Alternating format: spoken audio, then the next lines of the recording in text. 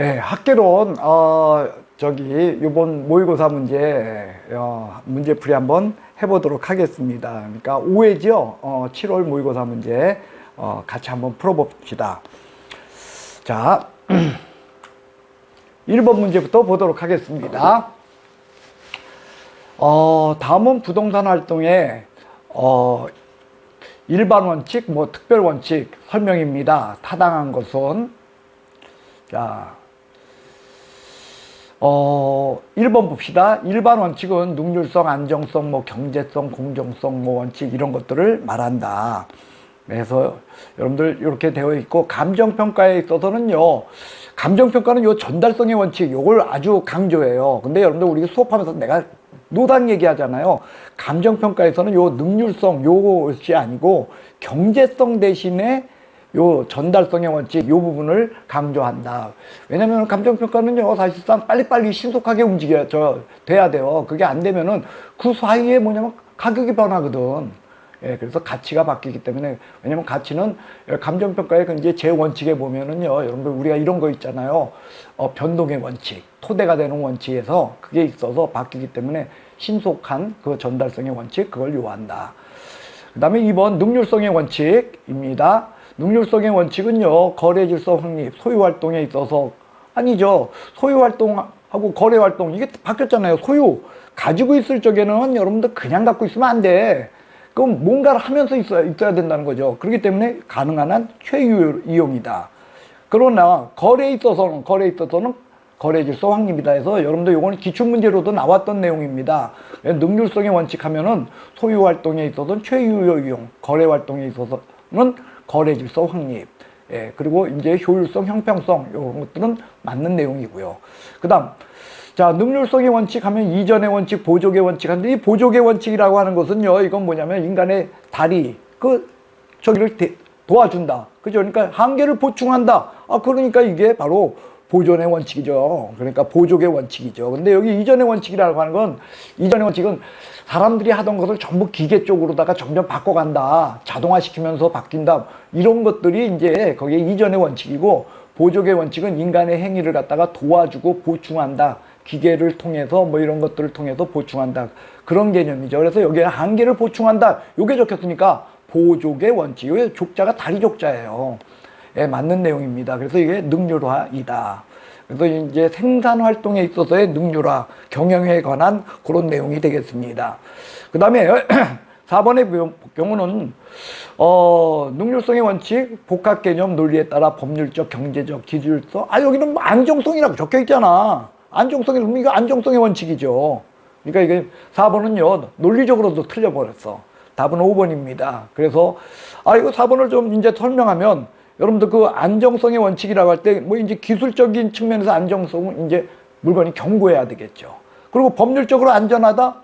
이거는 저기가 있어야 되겠죠. 법률적으로 안전하다는 건, 뭡니까? 공시제도. 대표적인 게 이제 등기 같은 그런 제도들이죠. 그리고 경제적에 있어서 안전하다는 건 이제 가격이 경제 구조에 의해서 확실하게 이루어져야겠죠. 가격 부족, 이런 내용들이 여기서 안정성의 원칙을 대표하는 그런 내용들이 되겠습니다. 답은 5번이네요. 경제성의 원칙. 말 그대로 경제성. 최소 희생, 최대 효과. 해서 이게 뭐냐? 이윤 극대화 원칙 아닙니까? 그게 바로 경제성의 원칙으로 효율성의 극대화를 의미한다. 그래요. 이윤 극대화. 그래서 경제성 하면 합리성, 그리고 최소 희생, 최대 효과, 그리고 이윤 극대화. 이게 다 같은 내용이 되겠습니다. 답은 5번입니다. 자, 2번 보겠습니다. 자, 이번은요, 이제 부동산의 개념을 설명한 내용입니다. 옳은 것은, 자, 1번이 답이네요. 협의의 부동산, 민법상 부동산으로서 토지 정착물. 그렇죠. 민법에 보면 토지와 정착물. 이게 일단은 부동산이죠. 그리고 넓게 보면은요, 공시방법으로 등기나 등록의 형태를 취하는 것으로 공장재단, 광업재단, 그 다음에 자동차 선박 이런 것들이 포함된다. 역시 맞는 내용이 되겠습니다. 그러니까 1번 답이네요. 나머지 보겠습니다. 자, 의제 부동산 개념은 부동산을 복합적으로 파악할 경우 법적이죠. 이 부분이 틀렸네요. 법적. 그 다음에 공시수단과 직접적으로 관련이 있네요. 왜? 부동산이 아님에도 불구하고 공시수단으로서 등기와 등록의 형태를 취하는 거, 그게 의제부동산, 준부동산 아닙니까? 예. 그래서 틀린 내용이 되겠습니다. 직접적 공시수단, 직접 관련 있다. 경제적 아니고 법적. 그 다음에 3번 부동산 공간은 공중, 수평, 지표 3차원 공간이야. 그러니까 3차원 공간이니까 그게 입체야. 근데 무슨 특히 공중 공간 아니야. 공중, 수평, 지표, 지중 이게 다 합쳐서 우리는 입체 공간이라고 이야기한다. 4번 자동차 선박기계 뭐 이런 거 개별법이죠. 뭐 개별법인데 부동산 등기 뭐 요거는요 토지 건축물에 대한 거죠. 그러니까 임목에 관한 거 등기는 임목법에 의한 거야. 예, 이렇게 개별법에 의해서 다룬다. 공장재단, 광업재단, 공장재단, 광업재단, 저당법, 저당법에 의한 거예요. 그 다음에 5번 보겠습니다. 부동산을 토지 그 정착물이라고 부를 적에 일단 주택은 가장 대표적인 정착물입니다. 그 다음에 상가 역시 건물이죠. 건물이니까 가장 대표적인 거고, 그 다음에 울타리 같은 거는요, 요거는 이제 종속 정착물로 실제로 정착물의 범위 속에 요거는 포함된다고 볼 수 없는 거예요. 그러니까 그냥 학계론에는 이걸 종속 정착물로 일단 포함을 시켜요. 근데 민법적 개념으로서의 토지 정착물이라고 할 적에, 즉 부동산으로서의 정착물은 요건 아닌 거야. 이건 토지의 일부분으로 취급하고 있어요, 법에선. 하지만 학계론에서는 이제 종속 정착물이라는 용어를 쓰죠. 근데 여기는 요건 분명히 틀렸다는 거예요. 자, 경작 중인 농작물이라고 하는 것은요, 그럼 땅에 붙어 있어. 그럼 부동산입니다. 근데 소유권이 분리돼. 그러니까 독립 정착물이에요. 판례가 인정하는 경작 중인 농작물 미분리 과실, 그리고 명인방법에 의한 수목. 요게 판례가 인정하는 대표적인 토지 정착물입니다. 근데 여기는 경작 수확물이랬잖아. 그렇기 때문에 이건 동산에 불과한 거예요. 이게 얘 때문에 틀렸다. 경작 중인 농작물, 경작 수확물. 이건 다르다. 자, 확인해서 답은 2번의 답은 1번이 되겠네요. 3번 보겠습니다.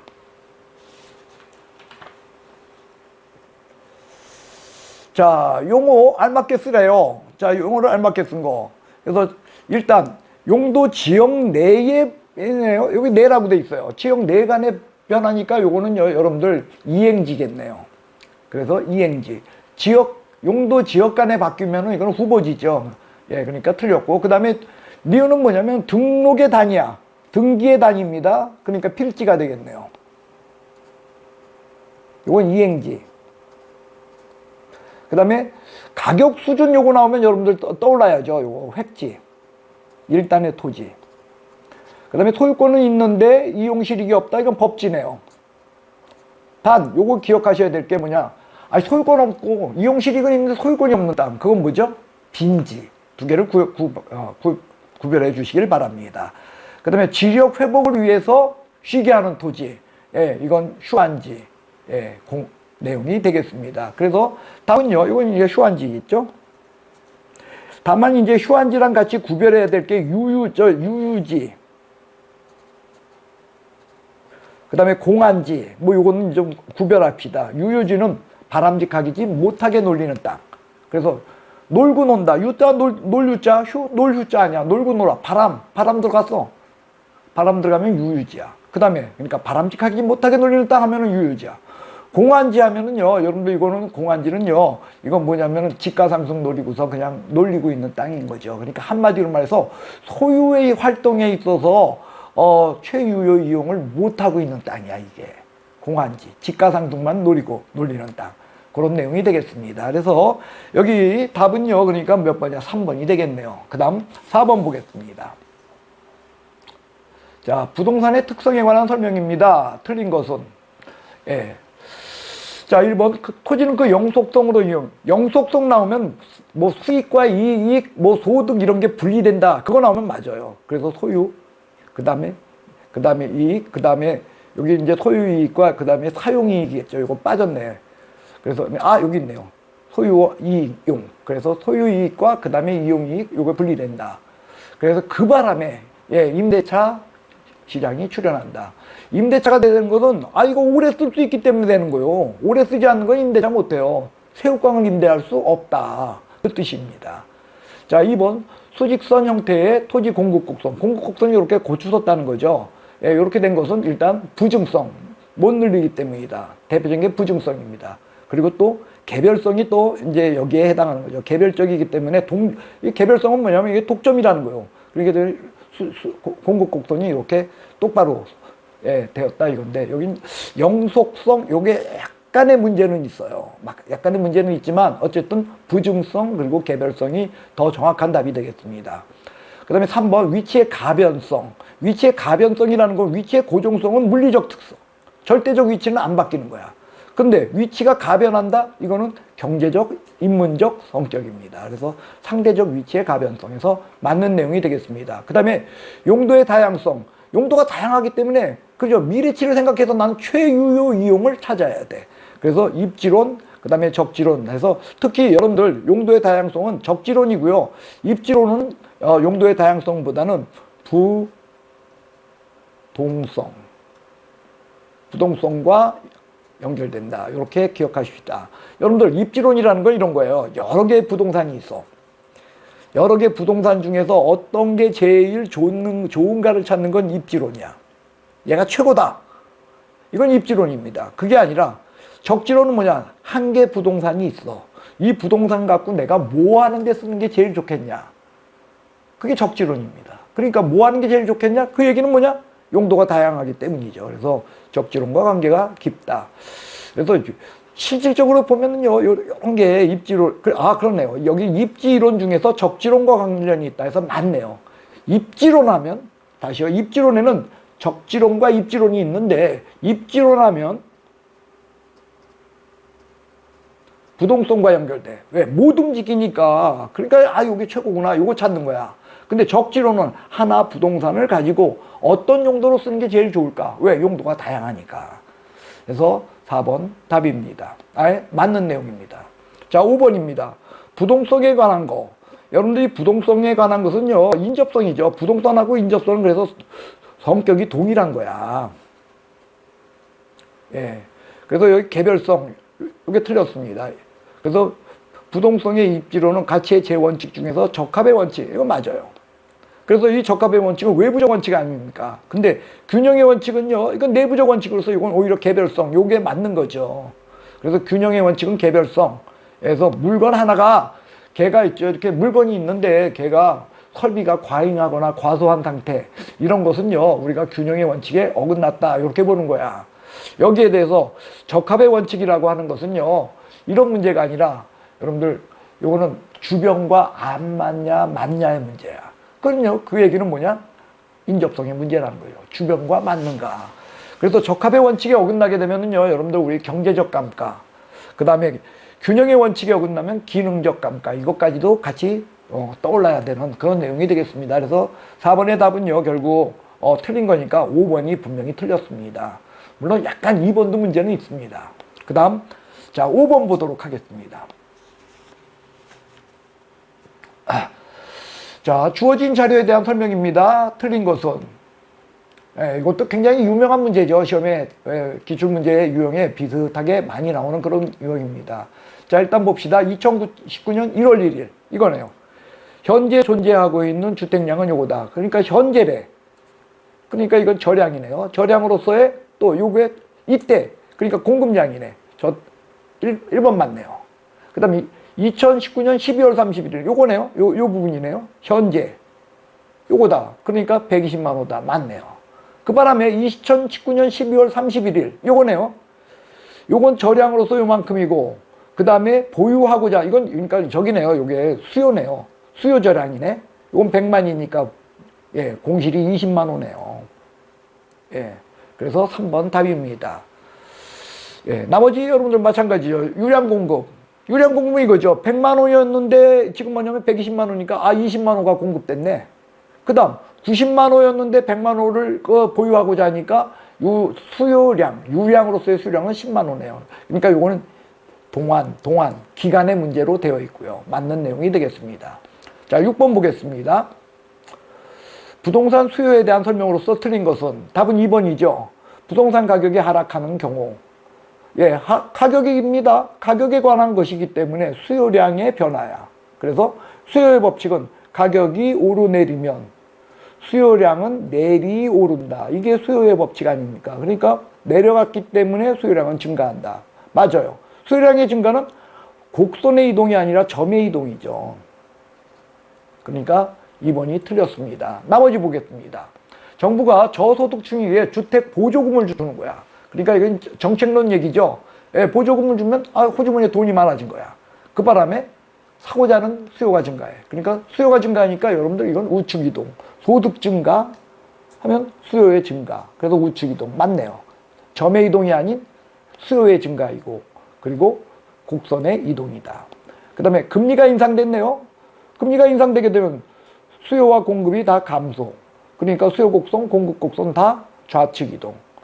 예, 그래서 3번 역시 맞는 내용입니다. 여러분들 이 문제 6번 같은 거 할 때는 좋냐 나쁘냐로 풀라고 그랬잖아. 좋으면 증가, 나쁘면 감소, 그거요. 자, 여러분들 이것도 그냥 정상제야. 실질소득이 증가했어. 그럼 증가, 좋잖아. 우측, 그래요. 증가입니다. 그 다음에 5번 대출이 증가했어. 좋잖아. 그러니까 수요곡선 우측 이동 맞네요. 자, 그래서 6번의 답은 2번이 되겠습니다. 7번 보도록 하겠습니다.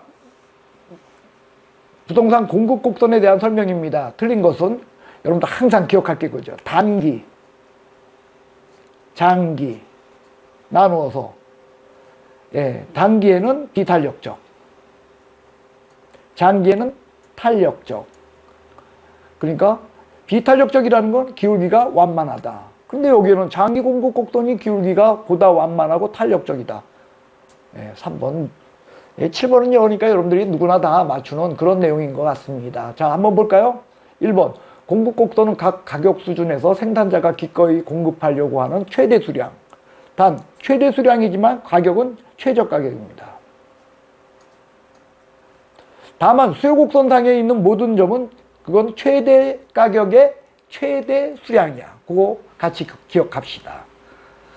그 다음에 공급자에게 건설자만 생산자가 아니라 기존의 부동산 토유자도 그렇죠. 공급자에 해당한다. 맞는 내용이고요. 그 다음에 시장 공급 곡선은 개별 공급 곡선의 수평적 합이다. 이건요 마찬가지입니다. 얘가 수요 곡선으로 나와도 마찬가지예요. 그래서 시장 수요 곡선은 개별 수요 곡선의 수평적 합이다. 그래서 수평적 합, 이 수평적 합 구하는 거 여러분들 우리 계산 문제로 많이 다뤘습니다. 그 다음 5번 균형 수급량은 공급 곡선과 수요 곡선이 만나는 점에서, 그죠? 서로 만나는 점에서 이게 균형 가격과 균형 량이 결정된다. 요 문제죠. 그래서 맞는 내용입니다. 그 다음 8번 보도록 하겠습니다. 부동산 공급에 대한 설명으로서 가장 옳지 않은 거. 자, 토지 가격이 상승했어요. 여러분들 이거 정확하게 봐요. 여기 토지야, 주택이야. 토지 아니요. 근데 여기는 주택 공급이야. 그죠? 그러니까 요건 뭘 어떻게 읽으냐? 토지 가격의 상승은 요거는 비용 상승으로 읽으세요. 여러분들 주택을 지으려면 토지가 필요하잖아. 그러니까 토지 가격이 상승했다. 그럼 비용이 상승했다. 그러면 어떻게 되겠어? 공급 감소지. 이게 틀렸네요. 그러니까 1번 답이네요, 일단. 그렇게 읽어주시길 바랍니다. 그 다음에 주택 가격의 상승은 주거용지. 그러니까 요거는 어떻게 읽으냐면요. 요거는요. 보완제를 읽어주시기 바랍니다. 요 부분은. 주택 가격이 상승했다. 왜냐면 이게 주택이고 주택이 아니야. 주거용지 땅이거든요. 이게 주택 가격에 대해서 주택이라고 하면 모르는데 주택에 대해서 주거용지이기 때문에 보완제야. 그러니까 보완제의 경우 공급의 경우에는요. 같게 움직이는 거 아니야. 그러니까 증가한다. 이렇게 보시기 바랍니다. 여러분들 우리가 이렇게 외우자 그랬어요. 보, 갓대 해서 대체제는 같게 보완제는 반대로 움직이는 거야. 근데 이거 뭐냐? 수요야. 공급의 경우에는 이게 바보 갓대가 반대가 된다 그랬잖아요. 그러니까 보완제가 오히려 같이 움직이고 대체제는 반대야. 근데 여기 보면 주택 가격하고 그 다음에 주택하고 이건 주택 용지야. 그러니까 서로 보완제 관계에 있는 거예요. 그러니까 얘가 가격이 올랐다? 그러면 바보가 때 반대니까 얘는 공급이 증가한다. 이렇게 읽어주세요. 그래서 자 1번 요거 8번의 1번 질문 일단 이렇게 해요. 주택 가격의 토지 가격의 상승이야. 토지 그 뒤에는 주택이야. 그러니까 뭐냐? 아, 이건 비용이 상승했다. 아, 그럼 공급 감소지 뭘. 그 다음에 뒷부분. 주택 가격의 상승. 주거용지 할 때 요거. 두 개 뭘로? 주택과 주거용지. 요 관계 놓으면 이거 보완제로 봐라. 그래서 보완제는 바보 같대 반대다. 공급 측에선. 그러니까 보완제가 오히려 갖게 움직여. 그래서 1번 답입니다. 나머지 그래요. 나머지 다 맞아. 예. 5번 한번 볼까요? 부동산 공급 중에서 도로나 항만 공공재야. 그러니까 적극적으로 국가가 개입해서 만든다. 왜? 아, 민간한테 만들면 이거 과소 생산되잖아요. 그러니까 국가가 개입해서 더 많이 만든다. 그 다음 9번 보도록 하겠습니다. 자, 가격 탄력성 수요 측입니다. 수요 측면에서 가격 탄력성의 문제다. 자, 수요의 가격 탄력성 여러분들 이거 우리가 이렇게 외우자 그랬죠. 가격 탄력성 이런 문제를 논할 적엔 주부, 대세, 용기. 단 요것만 비탄력적이다. 그래서 주거용 부동산은 같은 부동산 중에서 공업용, 그 다음에 뭐 상업용 토지 이런 거보다는 더 탄력적이다. 대체재가 많을수록 시장을 세분화할수록 용도가 다양하고 용도 전환이 용이할수록 기간이 길수록 탄력적이다. 그거 아니요. 그러니까 답은 3번이네요. 여러분들 주거용은 더 탄력적이다. 근데 비례하여 공업용이 더 탄력적이 되잖아. 여기 있잖아. 주부, 대세, 용기. 이렇게 외워주십시오. 그 다음 대체재가 많을수록 탄력적이다. 1번 그러니까 대체재 존재 유무 맞아요. 그 다음에 대체재 시장이 이거 뭐잖아. 출현한다면 대체재가 많아진다면 탄력적이다. 2번 맞고요. 3번 이거죠. 용도 전환이 용이할수록. 그 다음에 4번 단기에서 장기간이 길수록 탄력적이다. 해서 9번의 답은요 3번이 되겠습니다. 이렇게 쉽게 여러분 걸로 좀 확인해 주셨으면 합니다. 자, 10번 볼까요? 다음 지문을 읽고 이 지역 상황에 가장 알맞게 된 거 한번 봅시다. 자, 여러분들 이건 뭐냐면요. 이렇게 되는 거요. 일단요, 이건 뭐냐면, 기업의 총수입은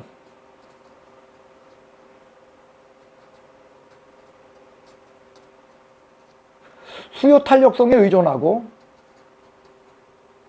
그리고 시장 가격에 의존한다. 해서 기업의 총수입은 무조건 얘네들 중에서 얘들 마이너스가 홀수게 존재한다. 이렇게 외우자 그랬어요. 마이너스가 어떻게? 홀수게. 그 얘기는요.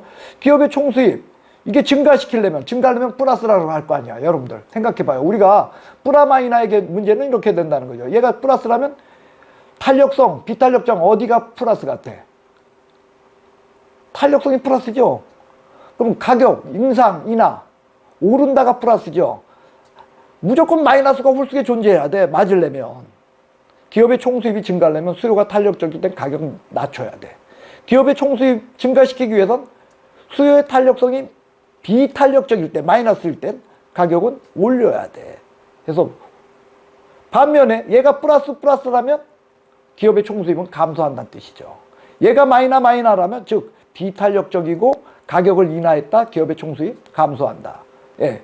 자, 마이너스가 3개, 마이너스가 1개 또는 마이너스가 1개. 요거 앞에 거요. 그 다음에 마이너스가 1개.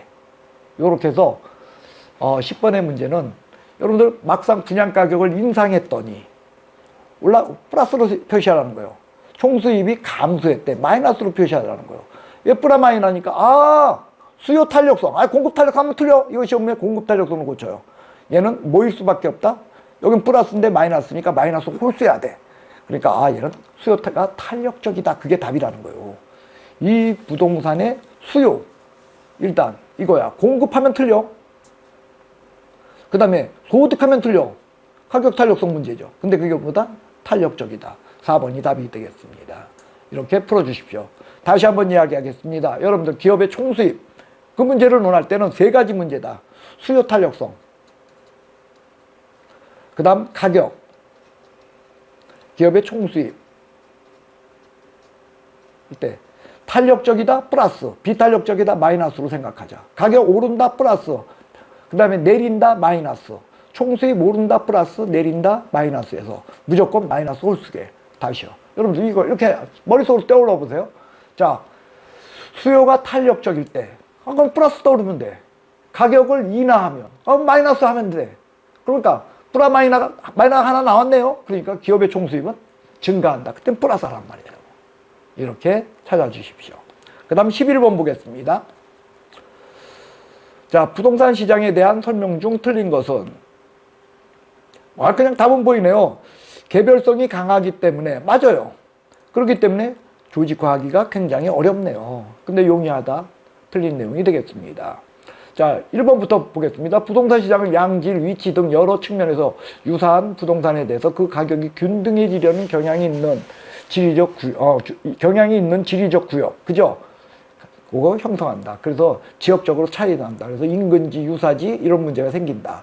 그 다음에 2번. 주택시장은 국지성으로 인한 지역적 경향이 강하다. 그죠? 그 바람에 지역 수요에 의존해서 가격 적절한 가격, 부동산마다 동네마다 다 다르다는 거예요. 그 다음에 3번. 주택은 복합 서비스를 제공하는 재화이기 때문에 교통 여건이나 뭐 이런 것들에 대해서 굉장히 영향을 받는다. 맞고요. 그 다음에 부동산 시장에서는 그 수요가 급증하더라도 공급이 제대로 못 달라. 예. 그러니까 수요가 증가하니까 공급이 비탄력적이야. 그 바람에 가격에만 영향을 미친다는 거죠. 우리가 이렇게 외우자 그랬잖아. 비탄력적일 땐 비가 더, 탄력적일 땐 양탄자, 탄력적일 땐 양이, 그리고 비탄력적일 땐 가격이 더. 그거 아니요. 그러니까 여러분들 이게 공급이 비탄력적이거든. 그러니까 가격만 올라. 그리고 수요가 증가했다. 이거는 이걸 이렇게 하자. 수동식. 수요가 증가했다? 그럼 양도 증가하고 가격도 오른다. 그래서 가격이 급상승해. 5번 맞는 내용이 되겠습니다. 그 다음에 12번.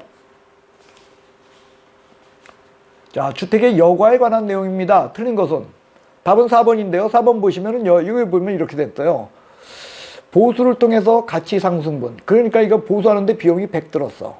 근데 가치가 200이 올랐어. 그러면 보수해 안 해? 그럼 계속 보수한다는 거예요. 왜? 가격이 오르니까. 그런데 보수하는데 비용은 100 들어. 근데 가격은 50밖에 안 올라. 그럼 보수 안 하지. 왜? 들어간 비용이 더 크니까. 그러니까 얘는 점점 하향 여과가 되고 얘는 가치가 상승분이 크니까 점점 해서 상향 여과. 그러니까 여러분들 요거에 4번이 답이 되겠습니다.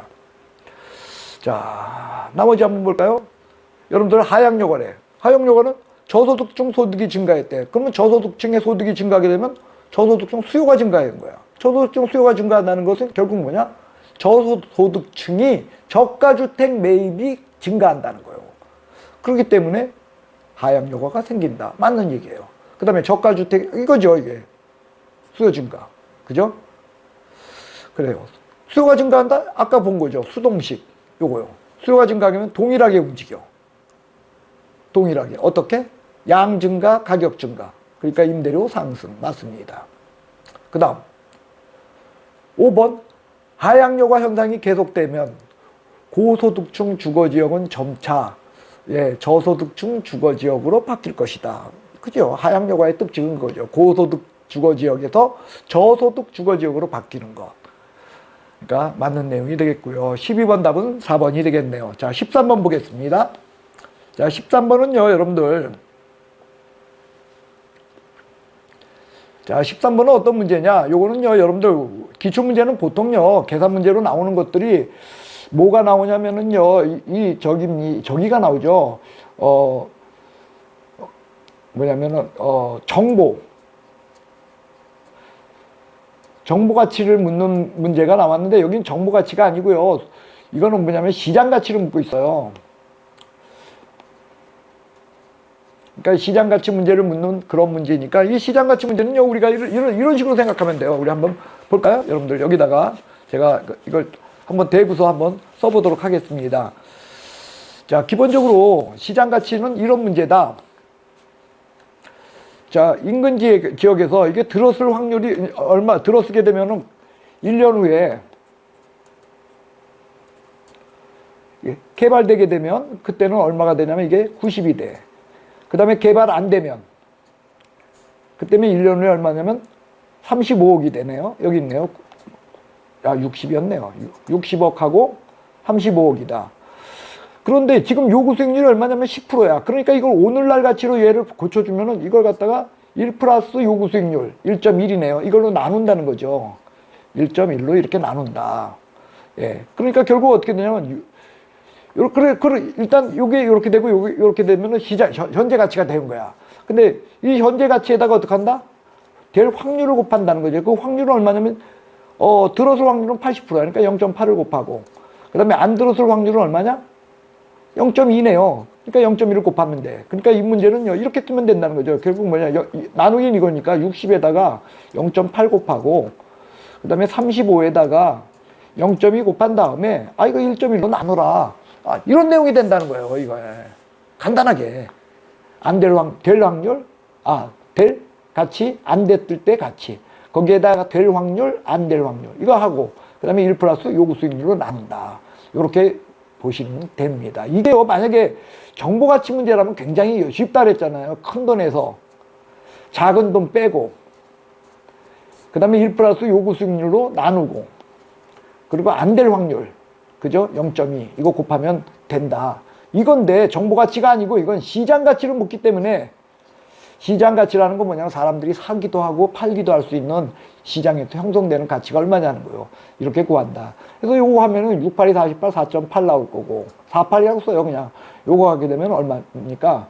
반이니까 17.5 이렇게 되나요? 그럼 합치면은 어떻게 됩니까?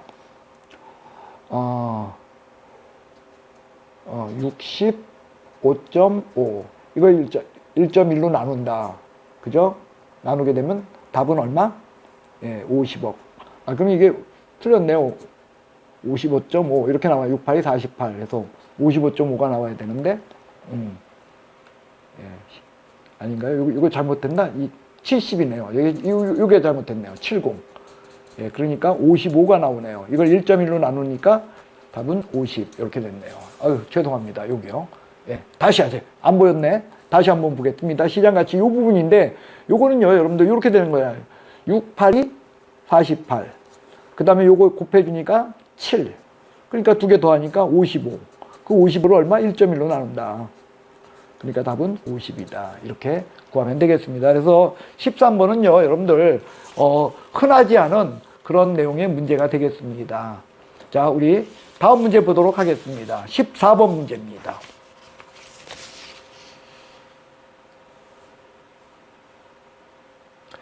자, 14번 A도시, B도시입니다. 이거는요, 누구 문제냐면 레일리 문제야, 보니까.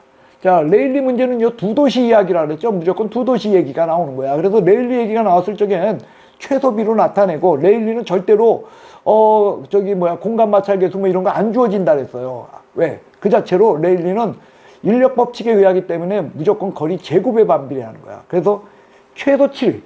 여러분들 보십시오. 자, 일단요, A도시는 인구가 25, 여긴 100, 최소치는 25대 100만은 1대 4네. 이거 쓰라는 거예요. 그 다음에 거리 5대 10이야. 그죠? C가 5, 그 다음에 A로부터는 5, C가 B로부터는 10이니까 1대 2로 쓰는 거예요. 그리고 제곱 해주라는 거예요. 그러면 1대 1 나오네. 그냥 무조건 1대 1인데, 문제는 뭐냐? 80%만 이용한대요. 근데 C도시 인구는 5만 명이니까 80%면 얼마? 4만 명이 이용하네요. 4만 명이 1대 1이니까 다 2만. 3번이 답이 되겠습니다. 무조건 최소비. 이렇게 풀어주시길 바라겠습니다.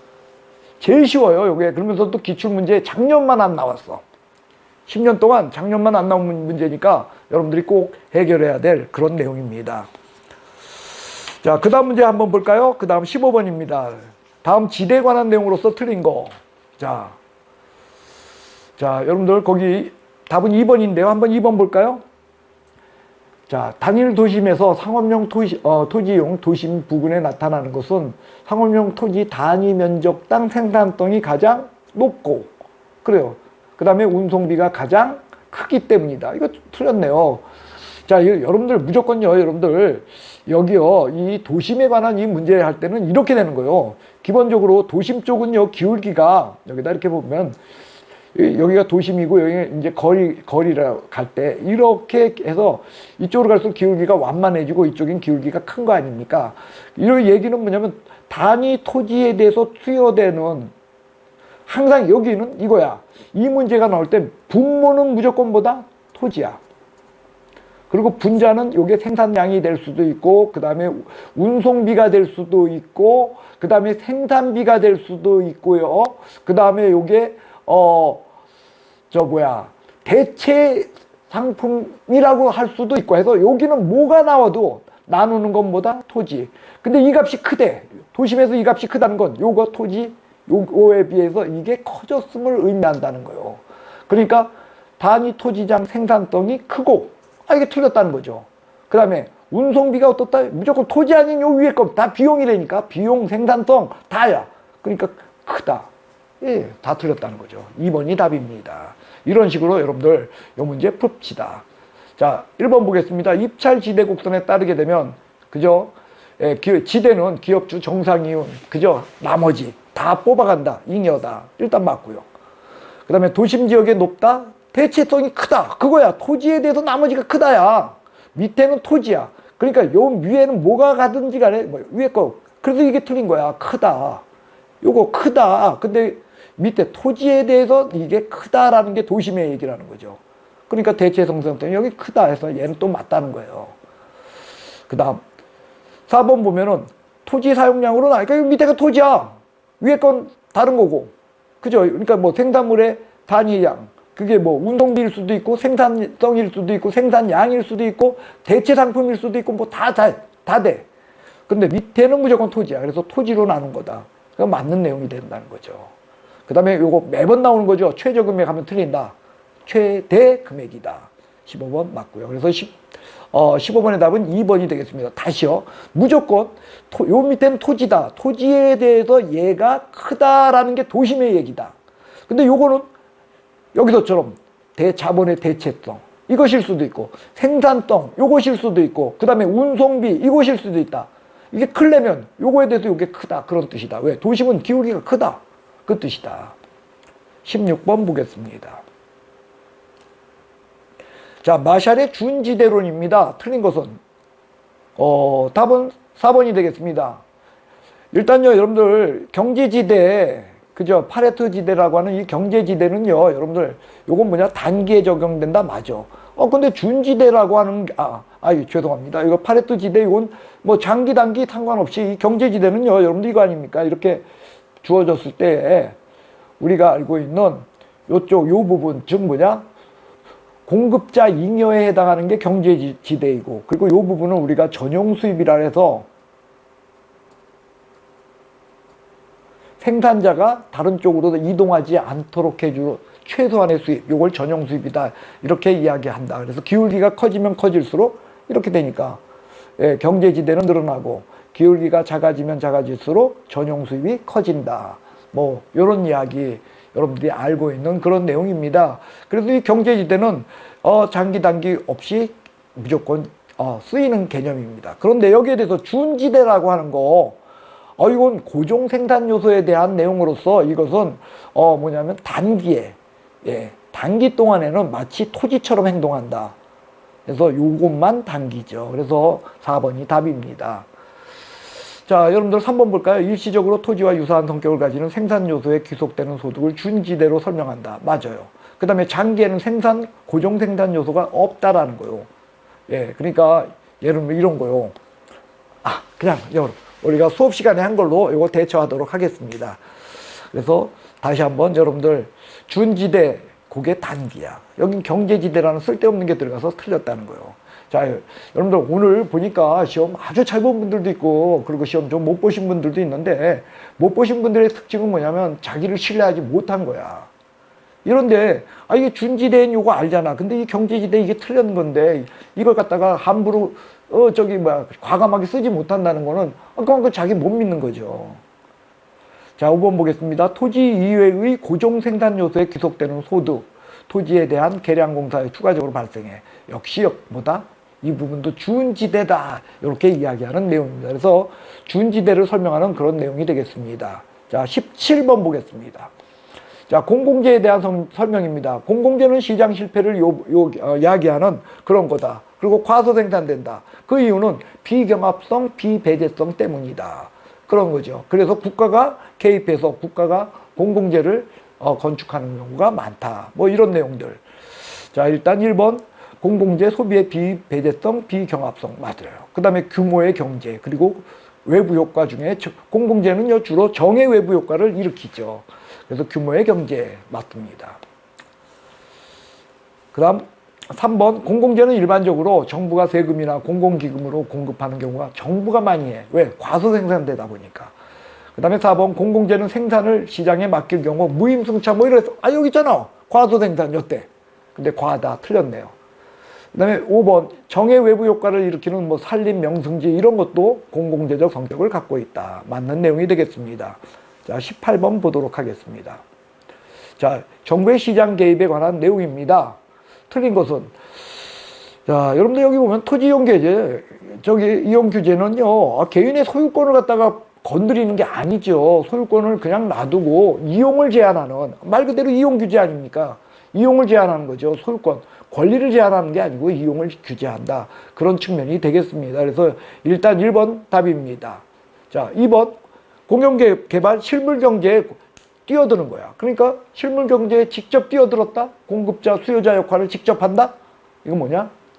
예, 직접 개입이죠. 그래서 맞네요. 자, 2번 간접적 개입은 직접 수요자나 공급자가 정부가 되는 게 아니라 뒤에서 조정하는 거야. 그래서 주로 뭐냐? 돈 갖고 다루는 거죠. 그래서 4번 같은 경우는요, 여러분들 건설 공급이야. 그러니까 뭐야? 직접 개입이고. 반면에 5번은 뭐야? 금융 지원이야. 그러니까 간접 개입. 돈 하면은 뭐다? 간접. 그 다음 정부가 직접 실물 경제로 뛰어든다? 그럼 직접 개입. 이렇게 찾아주시기 바라겠습니다. 자, 18번 답은 1번이 되겠고요. 그 다음에 19번 보겠습니다. 자, 정부가 임대료를 규제합니다. 자, 그럴 때 틀린 것은 일단 나머지 한번 볼까요? 일단 요 임대료 규제한다는 거는요, 여러분들 특징이 뭐냐? 이게 상한가 규제를 하는 거죠. 상한가 규제를 하게 되면은 무조건 뭐냐? 균형 가격보다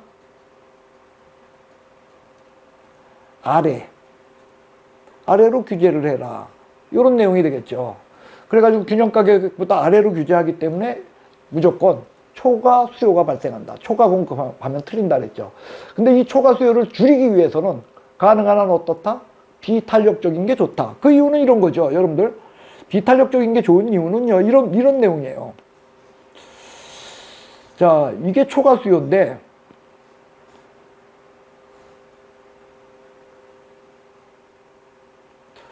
이렇게 비탄력적이면 요만큼만 초과 수요야. 근데 이게 탄력적일 때는 어떻게?